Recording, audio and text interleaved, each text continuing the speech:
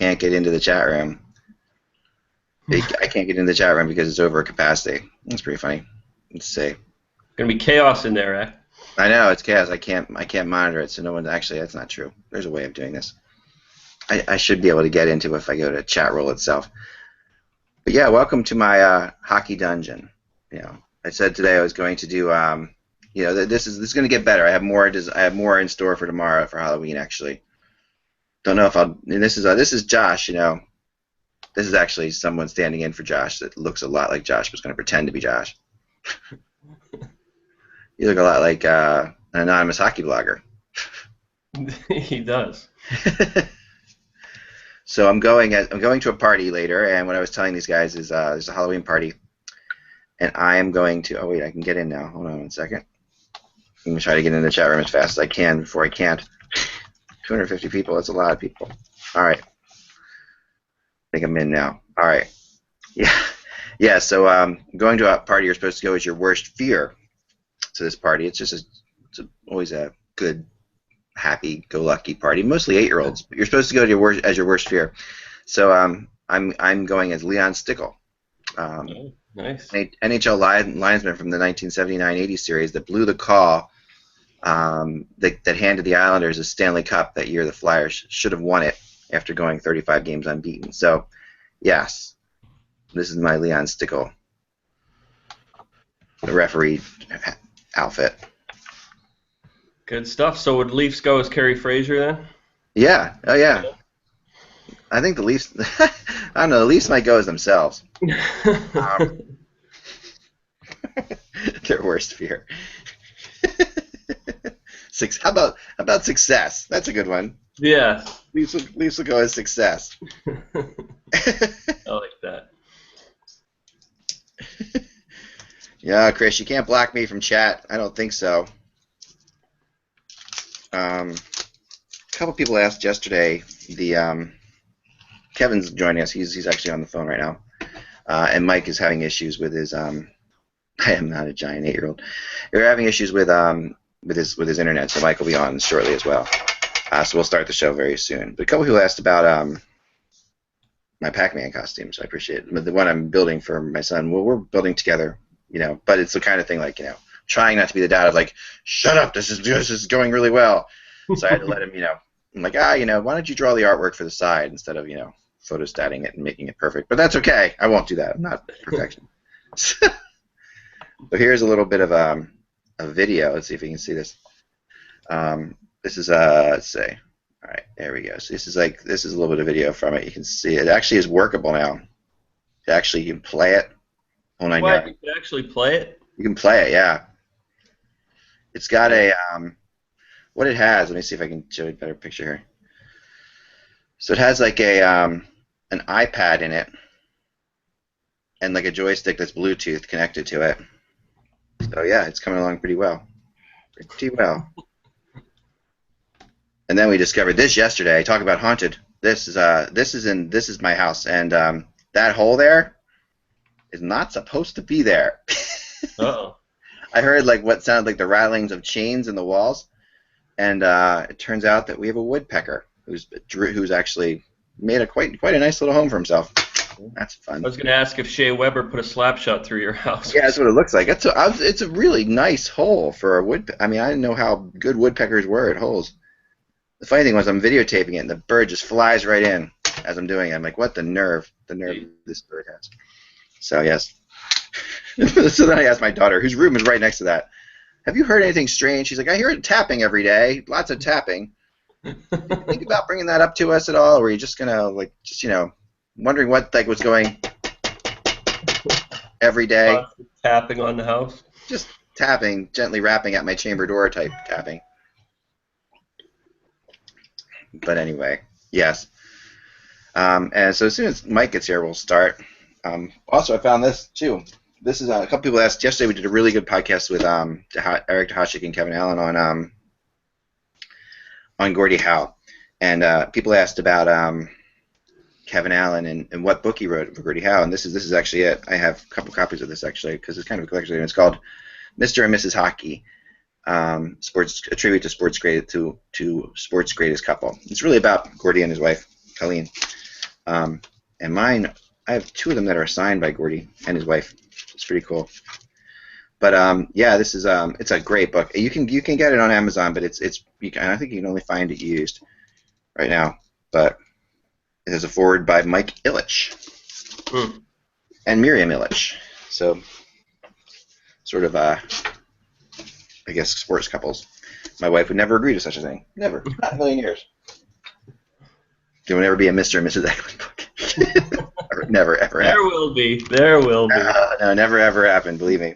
My wife is a PhD electrical engineer and sharp as a tack, so she's not going to get anywhere close to this mess. All right, so we got no Mike. Mike's still getting in there. So we're gonna get started, I guess. Let's just get started, and then we can move on because I don't want to keep everybody. Let's say no Poe references. I appreciate that, Faithful Flyer. I'm impressed someone got the literary Poe reference. Good job. That pesky raven. All right, here we go. Let's just do it so you can just introduce yourself as Ryan Garner, and then we'll just do Josh, and then I'll just go from there. It's the 30th of October. Tonight would be Mischief Night. It is. Oh, no. It's terrible. Just as you mentioned Mischief Night. Yeah, let's look at that. Man, talk about breaking the fourth wall. Boy, I put this up if only I were wearing pants. Hold on. All right, let's see. There we go. Okay. Fortunately, today I am wearing pants. It's always optional with podcasts. All right. That was good. That was hard. That was awesome.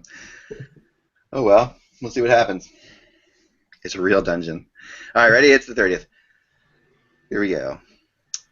You ready, Josh? You ready? No. Okay, cool. Making sure. You know, you're your normal, speak little. Yeah, I'm good. But very, very poignant when you say something. You're the Ferb of the Phineas and Ferb of the HockeyBuzzCast. Here we go. Hey, Hockey World. It's October 30th. It's Mischief Night. It's 2014. I'm Ryan Garner. I'm Josh Rimmer. And I'm Eklund, and you're watching the HockeyBuzzCast on HockeyBuzz.com. We will shortly be joined by Kevin Allen, who is in this room. And then after that, Mike Ogello, who is currently fighting off the young women fans that flood to him every time he gets to the studio in the morning. So as soon as he gets there, as soon as he gets on board, he'll be set and ready to go. Yeah, so we will get this thing going. There weren't a whole lot of games. There weren't a whole lot of games last night, but so what we wanted to do is we will definitely discuss them as well. But one of the things I wanted to kind of get into before that was we were watching we were talking about the World Series beforehand, and Ryan, you thought it was a pretty good Game 7, right? Absolutely, yeah, for sure. One of the best we've seen in quite a while, I thought. I mean, back and forth in the early going, and then, like I say, once Madison Bumgarner comes in from the bullpen, the guy's unhittable. I mean, it was a pretty impressive performance. Oh, yeah, it was something. And so we thought about impressive performances in Game 7s, and we thought about all the various, we've seen a lot of Game 7s over the last few years in hockey. We don't get many in baseball, as we said. We really don't get that many. But we thought that we would talk about some of our favorite Game 7 moments.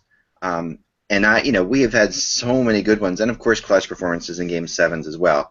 So that's something we'll be discussing. But let's get into last night's games first a little bit here. And I want to bring up my notes because I got a little bit thrown by my dungeon falling apart there. Apologize. Would you watch anything last night, Ryan?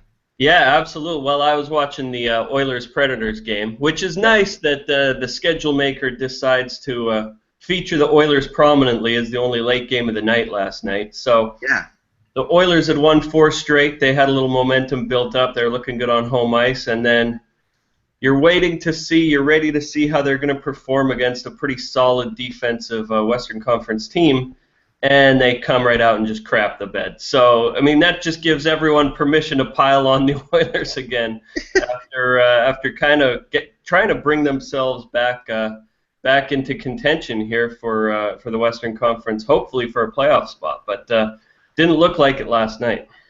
Well, that's the thing, and people, of course, immediately jumped on the fact that they haven't beaten, all the wins were against Eastern Conference teams because we all suck out here out east. It's like these teams aren't that bad, folks. I mean, I know there's a difference between the West and the East, yes, for sure, but the teams they beat some pretty good Eastern Conference teams. Okay, they beat Montreal, who went to the Stanley Cup final last year, and is 7-1 or 7-2.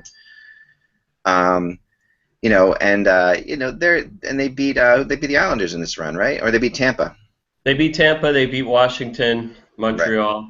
But, you're right. There isn't a huge difference between Western Conference teams and Eastern Conference teams, and especially not the Nashville Predators. I mean, it's not like, we could easily beat Tampa Bay and Montreal. I mean, but Nashville, a non-playoff team comes to town, watch out, everything falls apart. I don't see the logic there. Oh yeah, for sure. I mean, the Preds though, Pekka Rinne is just ridiculous right now. His goals against average is like 1.7. His save percentage is like 940. I mean, if you get goaltending like that, you don't need much else. I mean, the Preds have to score 1 or 2 goals a game right now. Well, and their defense is amazing. You almost forget about a guy like Anton Volchenkov.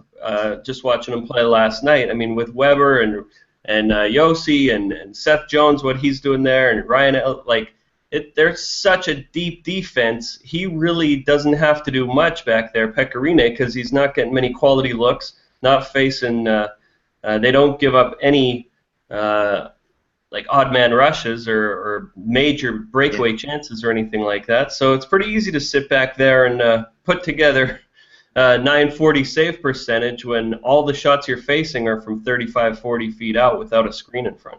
Oh, that's the truth. That is the truth. And the Oilers, they had the longest winning streak in the NHL going into last night's game, and they've been playing well. I mean, this is a team, and then yesterday we did the whole buy or sell thing. I wanted your opinion on it. We did the buy or sell on the Oilers, and basically I wanted where you were, Ryan. I mean, have they turned the corner, or is this just are they slightly better, or because I'm really starting to think that they actually are turning the corner, despite last night's game. Yeah, I think they're slightly better. They're starting to see signs of progress. The thing with the Oilers is that they're still a team searching for an identity, and I'm writing about this today, where they're not a fast team, they're not a big team, they're not an overly skilled team, they're not even really a young team at this point, despite their young core up front. But they are, if anything, they're a polite team. They're very polite.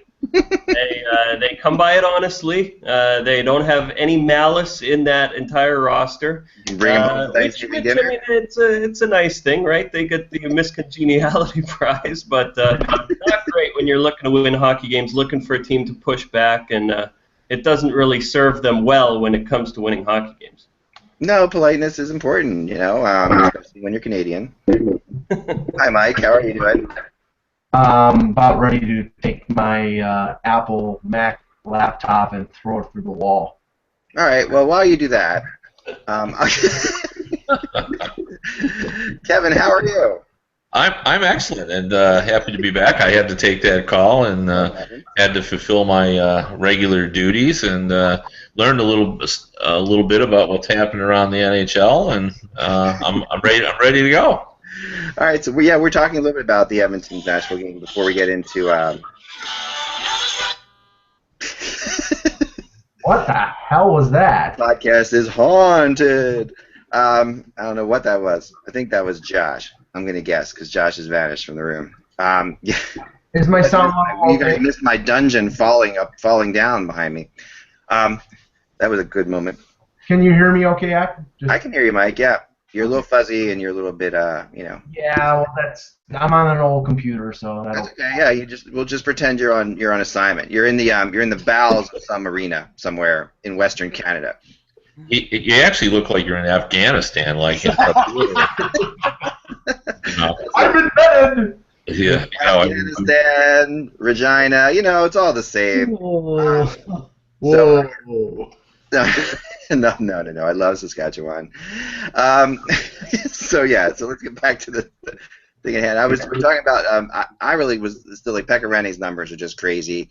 Nashville, is putting it together, and I and what we had mentioned before, Kevin, is I didn't really put too much of this stock. Everybody's been ripping the Oilers today about the fact that they beat only Eastern Conference teams. I don't. I mean, as much as the Western Conference is perhaps the better conference in general, they beat some pretty good Eastern Conference teams, and the Western Conference team they lost to was the Predators. So I don't think this is I don't think this is an Eastern Western thing. I think the Oilers are getting it together. Well, they're certainly improved from when we talked about them earlier. I think one of the points we made is that we were critical of how they were performing, but we also said it was early. I mean, I think everybody, including fans, believed the team was going to be better this season because they had strengthened them, the blue line, and if you're trying to make hay in altering the look of your team, you got to start on the back end. And if you're the Oilers, you particularly have to do that because that's been their issue. And as I've watched them recently when they've been performing at a much higher level, that what I see is just a higher level of efficiency in terms of the defensive game, and not just with the guys on the blue line, but throughout the lineup. They're just playing at a higher level, and I think that's the key for them. I agree, and I want to. I so think that we've been waiting for the year that they turn the corner, the year that they make a run for the playoffs, and I'm still holding my bullish or bearish. I can never understand. I always forget which is which because I don't own any stocks, but I still hold the better. I really do believe in the Oilers this year. I think they will be a playoff contender. Whether or not they make it or not it's going to be hard, obviously, but I think they're good enough to be a contender at this point. Well, I don't know if they're going to make the playoffs. I mean, the West is still tough. I do love the characterization, by the way, of the Oilers being absent malice, which is wonderful if you're being accused of libel, but not if you're a hockey team. And it's such a grand tradition of, Mark Messier was not absent malice, when he played. And so for them to be called that, I think, is there any greater insult than that you can lay toward a hockey team to saying that they lack malice? I think you need malice. And how do you fix it, right? How do you fix it? You can, I guess you can inject malice. I mean, Denon Knopka's always out there, right? But I did enjoy that very much. Oh man! So then we also last night had Detroit, and Detroit has never been accused of being polite against the Capitals team that is definitely somewhat reeling right now, and especially because everyone's freaking out that this is the longest stretch Ovechkin's ever gone without scoring a point in his career. He's gone 5 games now without a point, which is a lot for Alexander Ovechkin. But he took 7 shots. The guy he's just a little snake bit right now. Yeah, I mean, I watched that entire game, or I would say 80% of it, and he was so noticeable in that game. He looked dangerous on every shift that he was out there, particularly on the power play, and the amount of effort he was putting in at the end. I don't know if people saw the end of the game, but he took a swing at a puck and he didn't get it in. He was totally frustrated by it, and it's the kind of passion you want to see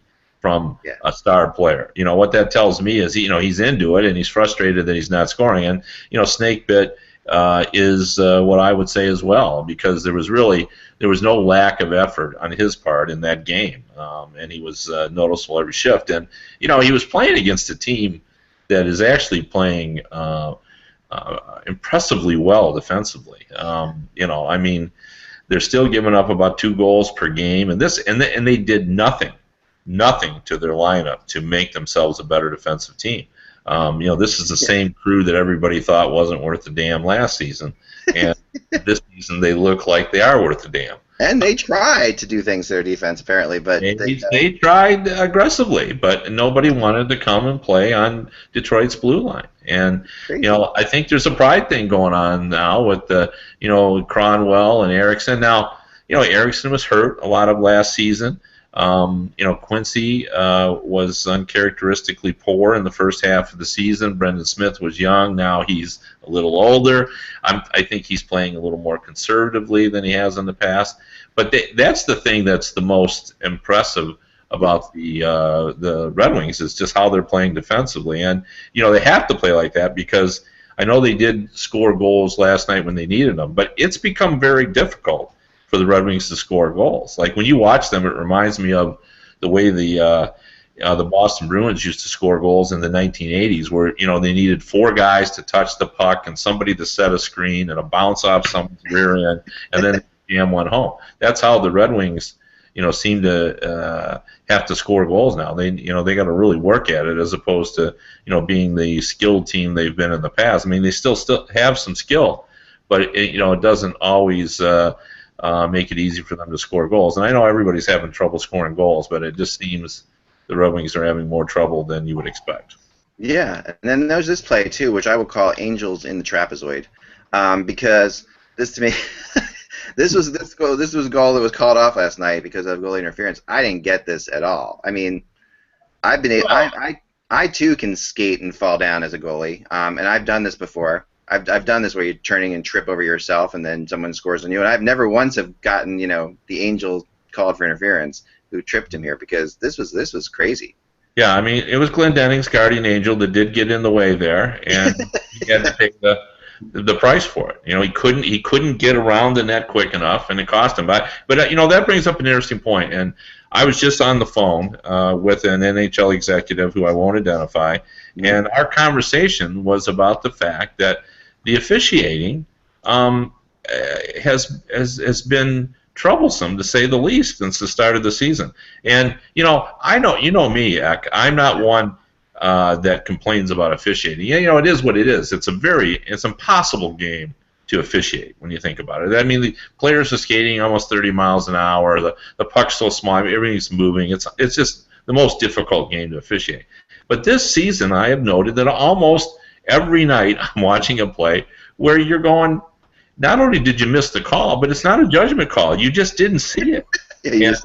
I mean, the guardian angel last night, and like for the last week, almost every night I've seen one play where I couldn't believe the call. Like in an effort to try to be on top of things, they're just calling things that they think happened as opposed to what they actually saw happen. So I don't like to be critical of officiating because I think it's a hard job, but I think for some reason, and it's also difficult, we're just having a rough go here in the early going. Yeah, I agree, and there was the Holtby thing was insane, and there's other. I mean, Russ Cohen wants to get on and talk about this too, because he did a whole big story about this, but we'll get him on at some point too. There just has been so many instances like this, and you're right. It does seem like they're calling things that they think are going to occur or naturally would occur next. Right. Which is very, I don't know. That's a little bit odd. This was from the Buffalo News today. This is a really good cartoon. I like this one. This is this is Friday the 13th, and the next one is the Sabre guy with Thursday the 9th, Saturday the 11th, and this is the horror show. That's outstanding. Total props for that one. I'm sure you saw this, Mike, or if you didn't, the Buffalo News, or Mike's still battling his computer over there, so we'll let him. No, I think I'm back up after throwing it against the wall once again. Yeah, that's okay. No, you're looking better. You're not looking like you're embedded within some kind of. You're looking like you're actually. You no longer have the CNN in the field look. Right. Yeah, I'm not Arthur Kent from. No. No. So yes, I like that one a lot. All right, let's talk a little bit about Game 7s, because we had the big game last night and the baseball game, which we discussed a little bit before you guys got on, before Mike and Kevin got here. But it was a great baseball game, obviously, Mike, and Mike had a good idea.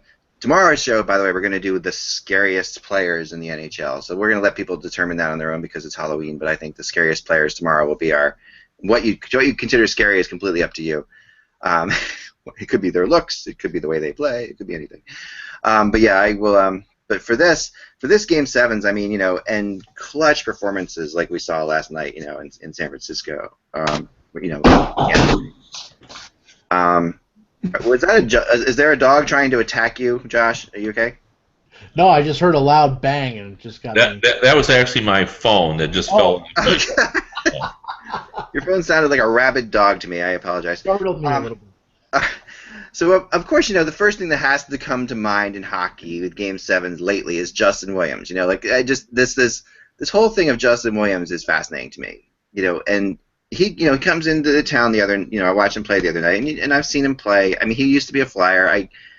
He was here for a long time, and I always thought he was a good player. You always thought he had talent and skill, obviously, but the guy has been like lights out in Game 7s, and he kind of it's just an amazing thing that certain players can get up for this kind of situation, and yet you watch him in a normal situation like Justin Williams the last 2 nights ago was just like an average third line player out there. He wasn't anything spectacular.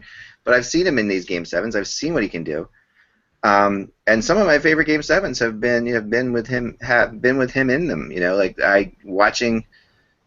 I was trying to think of my favorite Game 7 moment of all time though, and there are so many. There's the Oilers Flyers 1987 series, which went to 7 games, and that was the only time in my cognitive lifetime, because the Flyers won the Stanley Cup when I was 6 or 7, and I remember it, but not very well. I was at the parade, but that was the only time that my team had a chance to win a Stanley Cup. That I was watching them to play a game that if they won that game, they would win the Stanley Cup. That's the only time I've ever gotten to do that.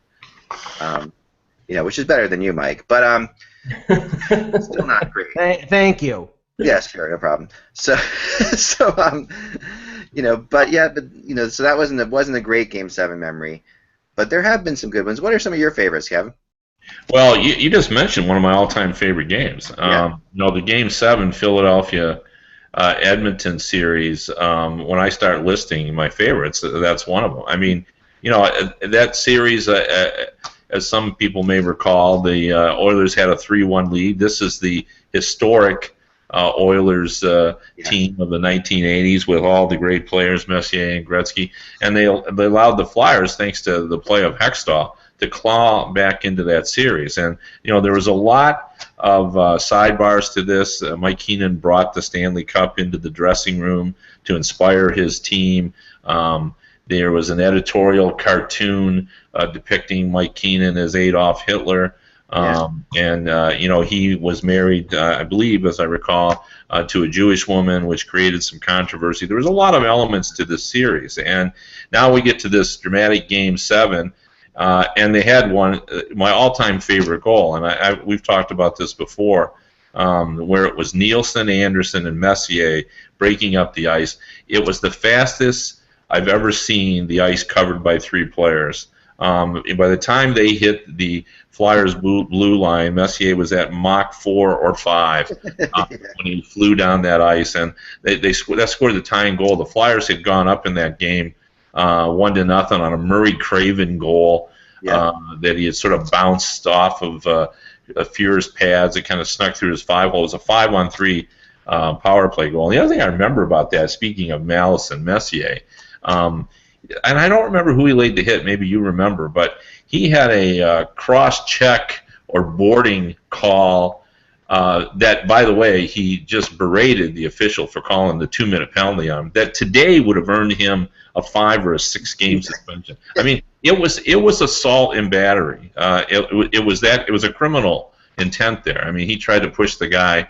I remember. I think it was Lindsey Carson. I don't know why that name. It could have been, but that was a great game. I mean, I remember looking down, and Gretzky and Messier were killing penalties together. And even in the 80s, even this was a little bit later in Gretzky's career. I'm thinking, gosh, does it get any better than this? Covering a Game 7 Stanley Cup final when Messier and Gretzky are on the ice together, killing a penalty. I'm sure that's never going to be listed among the great Game 7s of all time, but it was my favorite Game 7 just because it was just there's a lot of intrigue to that series. It really was, and that Flyers team was a good team. I mean, they went to the Cup Finals twice there in a few years, but again, they were kind of like the Calgary teams of the time. They were just up against in the same time that the Oilers were so good. I mean, they faced the Oilers twice there, and once with Pelle Lindbergh and once with Hextall, and both times came out on the short side. That game 6 though is still to this day, and I've said it before, my favorite game I've ever attended as a fan. I mean, I attended that game, and in that game they were behind 3-1 as well, and came back in the third period, and that was incredible. That was a moment that I'll never forget. And for the people who that was as close as I've ever come to feeling that feeling of winning a Stanley Cup.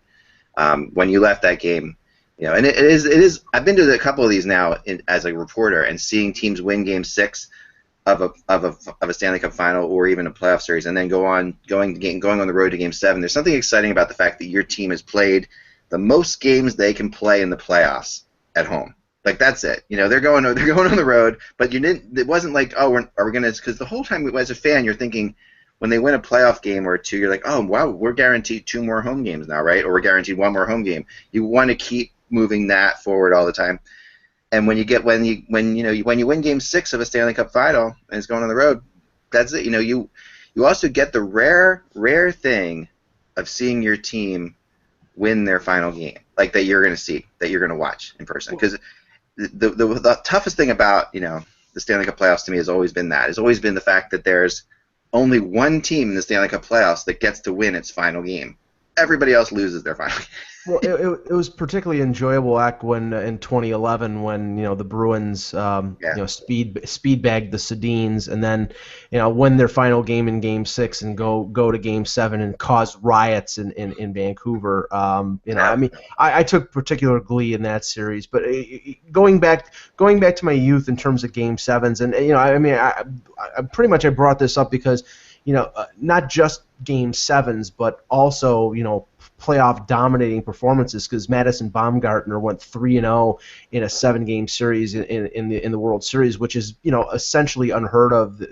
Pitchers don't usually start 3 games. He didn't start 3 games, but he came in relief in Game 7 and pitched like 5 innings or 6. I think it was 6 innings actually. But in terms of Game 7s, I mean, for Leaf fans, obviously, there are very few memories positive memories they have in Game 7s, but Lanny McDonald in Game 7 against the Islanders in 1977 was one of them. And obviously the Nicky Borashevsky goal in 1993, which was their, that year was the Cinderella run where they go to Game 7 against the Kings, and then I don't care to remember what happened in Game 7 against the Kings. One particularly one will agree with this is the Steve Smith goal in Game 7 against Calgary. Yeah, it'd be nice.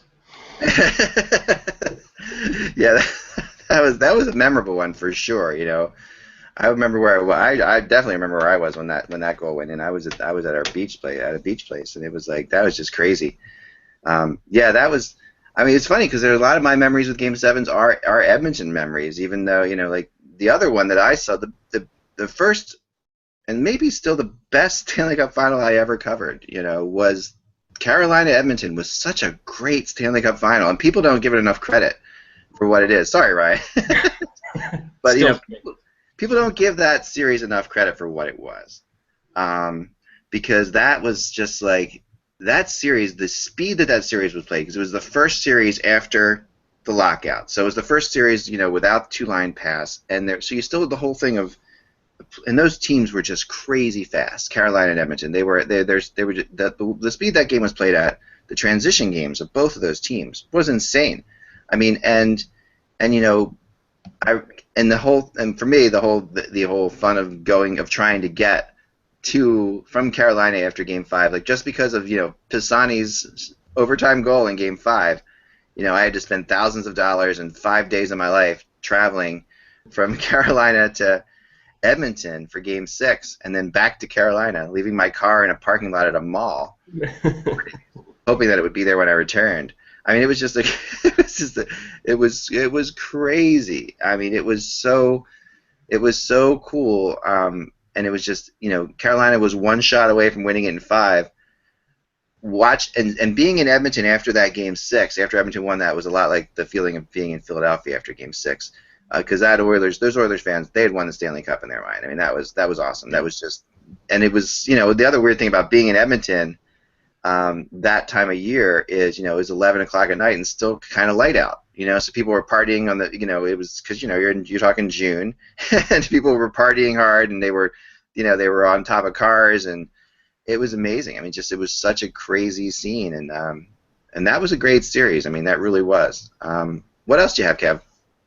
Well, I mean, there's a couple of other series. One that was not a Stanley Cup final, but it's going to be among my favorites for reasons that I'll explain. But the great 4-overtime epic, the Easter epic at the Cap Center. I was living in the Washington D.C. area then, and I was obviously covering the playoffs for USA Today. But we were expecting our second child, my wife and I, and so I was actually home.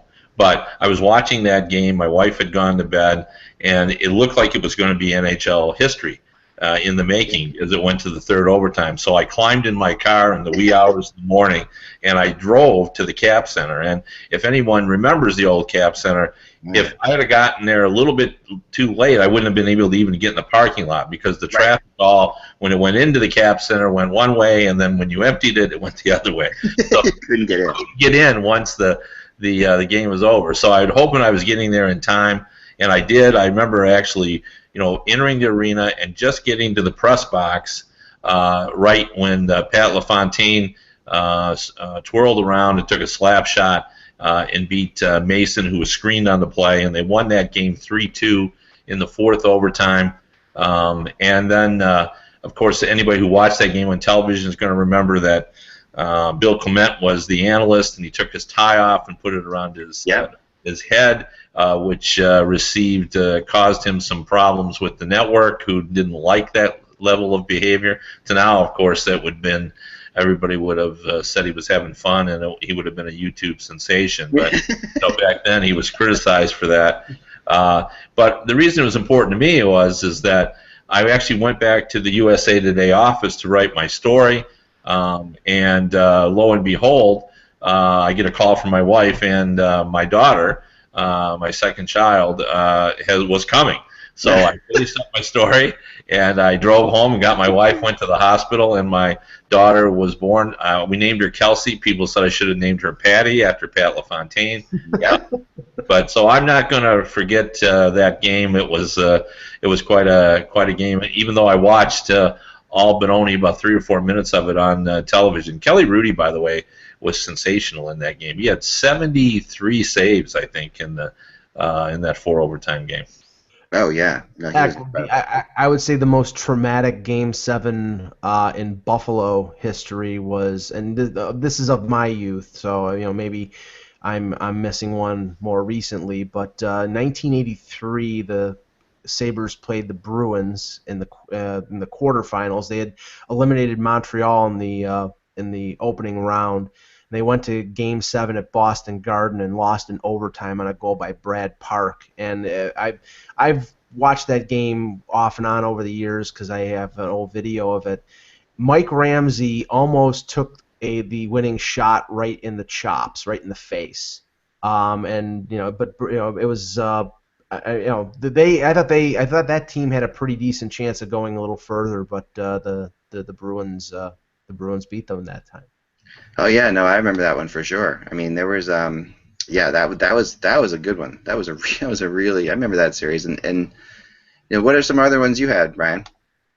Well, the one that comes to mind immediately is Todd Marchand's overtime goal against Dallas in 1997. Just rooting for a team that wasn't all that great. That Oilers team kind of, gutted out that win. Todd Marchand, I don't think he's been allowed to buy a beer in Edmonton since. The other big one that stands out just for the whole day and the atmosphere around it and how good the series was and the two teams involved was 94, the Rangers and Canucks, and specifically that goaltending battle between Mike Richter and Kirk McLean. And the personalities involved on that team, you had the superstars, right, with Messier and Bure and Trevor Linden, those guys, just how that series was back and forth. There were injuries. The two teams really, there was a lot of contention between them. And then the way that the Rangers were able to polish them off at the end was like tense right to the end. I still remember Mike Richter facing that barrage by the Canucks in the closing minutes of that Game 7. But that was just a really cool series, and really it seemed like the first time we really saw like a Canada versus the U.S. Stanley Cup final. And I know we've had a few of those since, but I don't think any have matched really the type of significance those two markets had. No, that's a good one, and because the Vancouver-Boston one, which we talked about, was such a weird Stanley Cup final because it was best summed up by the writer who sat on the plane on the way back to to Vancouver. If Roberto Luongo could stop at beach ball, we wouldn't have to go back to Vancouver right now. I mean, it was basically that was the Luongo couldn't stop anything, and Boston was killing the Canucks in Boston. And the Canucks were playing. The Canucks took apart the Bruins in the first two games of the series in Vancouver. It was just a weird series. But the one that I kind of blends together for me are the 2008 and 2009 Stanley Cup Finals, the two Penguins-Red Wings ones. Now, they were really. I mean, that was good because I felt like you had a Stanley Cup Final with the two best teams playing each other in the league. Which you don't always see. But in 2008 and 2009, the Penguins and the Red Wings were the two best teams in my mind, bar none. And even though and they were tight. I mean, the 2008 series was really tight. It was a 6-game series. Even though it was a 6-game series, maybe one of the top 3 games I've ever covered live was in Detroit. Was the Game 5 3-overtime game. That was craziness, Kev. You remember that was just such a game. With Detroit possibly winning the Stanley Cup, and their fans sitting there knowing the Cup's in the building and having to sit through 3 overtimes before they lost. Yeah. No, I agree. Both of those series were good. I think what I remember too is the rivalry was established between Zetterberg and Crosby. Yeah. Just the way they competed against one another. I mean, really two highly competitive guys. And in the 2009 one, I'm going to remember for Max Talbot, which to me sort of typifies the way that playoff games go. I mean, Max Talbot was the hero of Game 7, the clinching game. As I recall, I think Crosby got hurt in that game. And then he came into that game hurt, I believe. His effectiveness was very limited. Yeah, that's what it was. And then, but Talbot obviously gets 2 big goals, sort of perpetuating the sort of not unknown but unsung goal scorer in the playoffs. And then, of course, Fleury makes the biggest save of his career on Lidstrom. Yeah. At the end of the game, and it was. I think probably the most important, even though he wasn't a factor in the game because he was injured, it was probably the most important game for Crosby in terms of establishing, his place because, superstars have to win in order to be superstars, and, his team won. So, he had that championship in his pocket. And for Detroit fans, it's just such a great disappointment when they look back at that Game 7 in 2009 because they thought they were going to be able to do what they did in 97 and 98, which is win the back-to-back titles, and they certainly had the team in order to do that. But, Game 7s, as we all know, are just a flip of the coin, and certainly that one was. And it's also amazing that we haven't seen either the Red Wings or the Penguins return to the Stanley Cup Finals since, because at that time it seemed like, well, these are the two teams that are going to fight it out for years and years, because the Blackhawks hadn't emerged yet. The Kings were far from emerging. They were still in the basement out west. And it's interesting how everything kind of changed after that, kind of came into a new era almost after 2009. That's a good point. Yeah. And Ak, we can save this for another day. But what always intrigued me were these players who, like Talbot. I mean, Talbot was a really good defensive player and a checker, but these players who just come out of absolute nowhere and stand on their head in a playoff, not even in a playoff round, but in a playoff season, like a guy like Chris Kontos or John Druce back in the 90s for the Caps.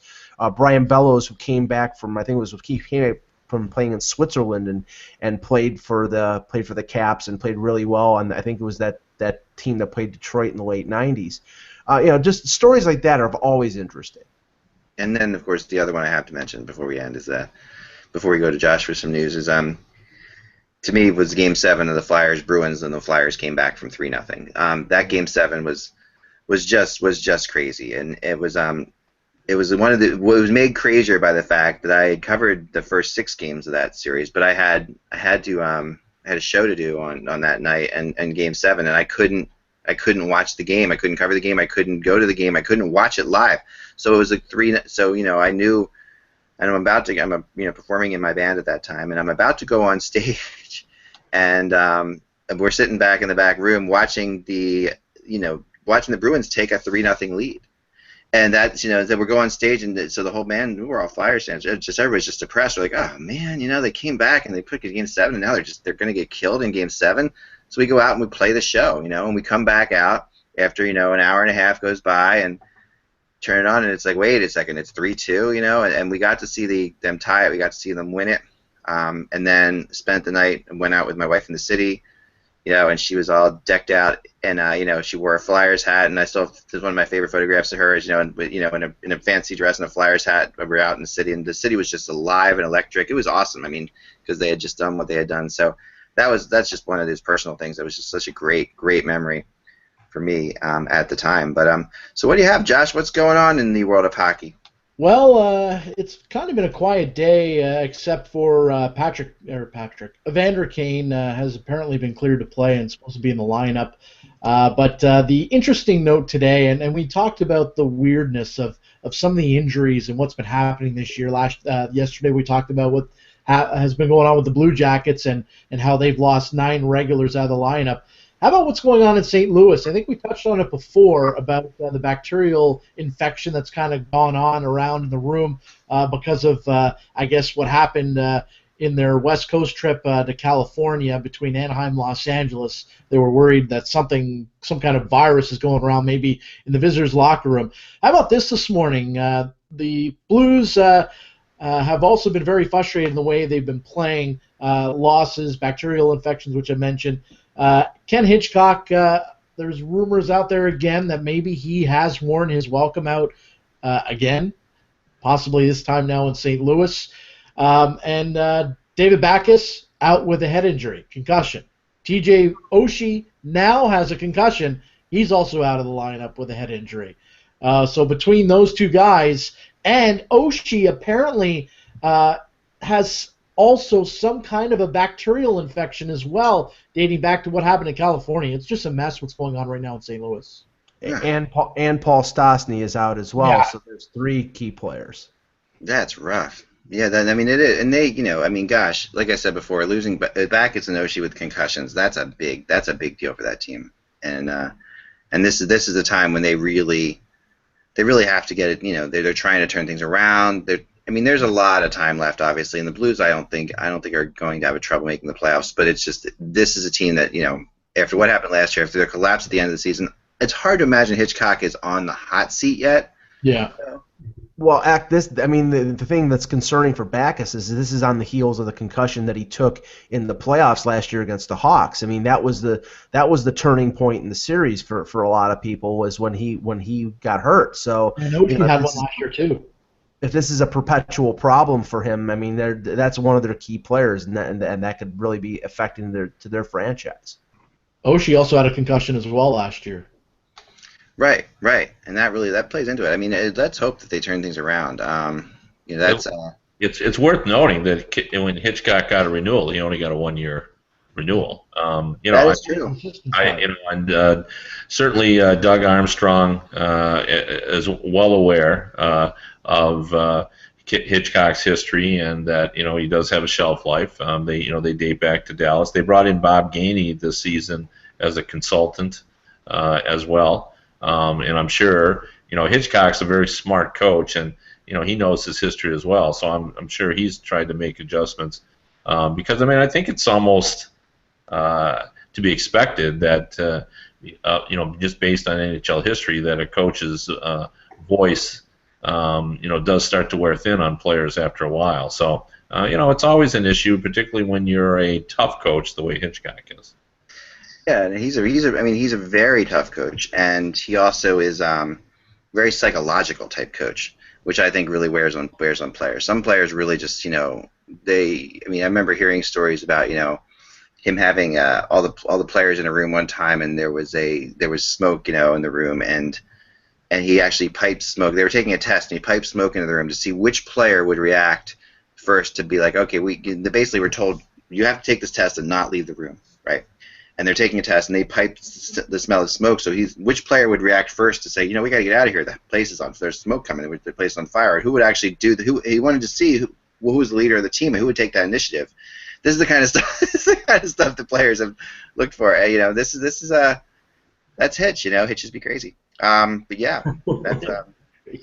that's definitely the case. I mean, that he's nuts, but really, very, very, solid. And I don't know. The question is he was the perfect coach when he came into St. Louis, in my opinion, at the time. If it is he the coach to take, is he now the perfect coach to take them to that next step? Well, I mean, he has a limited shelf life. He has a limited shelf life, Ack. I mean, a lot of coaches do. I mean, a lot of coaches, we know John Tortorella, obviously, his shelf life was 1 year, but a coach like that, a coach who presses buttons, a coach who I think, wears his heart in his sleeve and uses emotion. I mean, Pat Burns, for all the quality of a coach he was, and he was a fantastic coach. He went to Montreal, he was in Toronto, he went to Boston, he was in Jersey. He had a limited shelf life. So, there are coaches out there that they can not be the player's coach. They can be the, sort of the hard ass and get a team motivated. But after a while, that coach just gets tuned out. It's just human nature. Yeah, good. Especially if you haven't won. Like Daryl Sutter, his relationship with his players now is cemented for life. Right. Because he's won a couple of championships. So, his style, while maybe gruff, is going to be looked upon differently than in St. Louis, where, they're still trying to win. So it's a little easier to take when the team is successful. I mean, look at Mike Babcock, who's a very tough coach, but he's won. All the players know that he keeps them competitive, but so you're able to put up with it more. Winning is it. One other thing I want to throw out there real fast. This is just a little bit of fun here. But so I got sent this Twitter that I should start that can't help people raise money. Indiegogo is a place where you can privately collect money and try to raise goals. And what this group is doing, Brett Hull's game-winning jersey from the No Goal in Buffalo is on auction right now. And this group is a group of Buffalo fans. They're trying to buy that jersey and burn it. All right, so what they've done now is they've raised $80 towards their $15,000 goal. So which is only 1%, but it's like their idea. They should contact Terry Pagula. I think he would contribute some money towards this. He'd have a funeral pyre built in right outside the First Niagara Center. I know. So Brett Hull, as it says, a jersey worn by Brett Hull in the 1999 Stanley Cup Final when he infamously scored a bleeping goal with his foot in the crease is up for auction on the.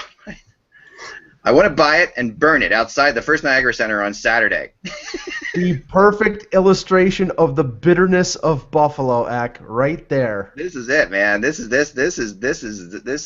so much that on so many levels. There's so many different places you can go. Like this is like Whole Foods telling me to eat like an idealist. I saw that sign the other day at Whole Foods. I'm like, what the hell does that mean? But anyway, and finally, we have some rumors out there. We're going to talk more about them tomorrow because I'm still chasing them. But check my blog out. There's some interesting things going on. The Leafs are. I'm chasing down a rumor that they are actually they're talking to Phoenix about Antoine Vermette. I have heard some things about Dallas regarding Thomas Vokoun. Lindback just hasn't been doing the job as a backup there. Just what Toronto needs, another smallish, non-number one center. That would make so much sense for them. Well, and remember, I saw Mike Smith faltering in Arizona this season. I called the Reimer to Arizona rumor, so watch out. There you go. That could be part of that deal. And also Keith Yandel going back to Toronto as could be possible too, I was told. So, we'll definitely keep an eye on all this. The Flyers are still, they were apparently talking to Edmonton pretty intensely about a Braden Coburn trade, but then Coburn got hurt, so that's sort of all off. And as you know, I want to talk a little bit, just a little bit of Halloween. This has got everybody up in arms. You know how every woman's costume has to be a sexy version of that costume for Halloween. You know, it's a sexy nurse, a sexy monkey, whatever the woman's going to dress up as. A sexy monkey? Yeah, well, you know what I'm saying. How are monkeys sexy? But anyway. This is the sexy. Check this out. This is the sexy Ebola containment suit. All right, so is the epitome of political incorrectness. Yes. Like the tattoos.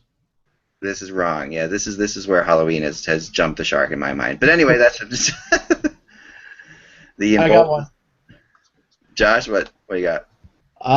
Mike's favorite team, the Toronto Maple Leafs, Dion Phaneuf and Nazem Kadri revealed their costumes today. Can you figure out who is which? Oh Lord, that's out of focus, but not. You know, I'm just. Crap. That's not your fault. It's not your phone. Your phone's probably in focus. Oh, so I'm gonna say, you know, that Phaneuf has got to be Spider-Man. Yeah, and I don't know what Kadri is. Aladdin? Is that Aladdin? Some sort of genie. Yeah. Yeah. Yeah, that's a little bit wrong. Is that more in focus? A little Don't bit. worry about it, Josh. We get the idea, but Yeah. that's crazy. Anyway, on that note, we'll be back tomorrow on Halloween itself. Coming right from the Halloween parade. My son's got his Halloween parade in the morning, so that's always fun. Remember, guys, without the buzz, it is just hockey. Enjoy the games tonight. There's a lot of games on schedule, and we hope you have fun. Thanks for joining us, Ryan, as always on Thursdays. Sure. And we will see you guys soon. Remember, without the buzz, it is just hockey. Oh, and by the way, one more quick thing. Sorry, I wanted to mention this too. Kevin, I got a lot after yesterday's podcast with Eric Dehashik. I got a lot of people wanting to know what book it is that you wrote, you know, with Gordie Howe. So I read my copy of it here. So this is the book called Mr. and Mrs. Hockey, and this is a tribute to the greatest sports couple, which I think, and this is amazing. This is available on Amazon and other places, I guess. Yeah, it's everywhere. There's if you want to get one cheap, they're on eBay. It was a long time ago, so Yeah. it's in the bargain bin at this point. So it's really, it's got great stories in it though. So this is the book. So definitely check it out for all that is out there. And okay, guys, remember, without the buzz, it is just hockey. Talk to you soon.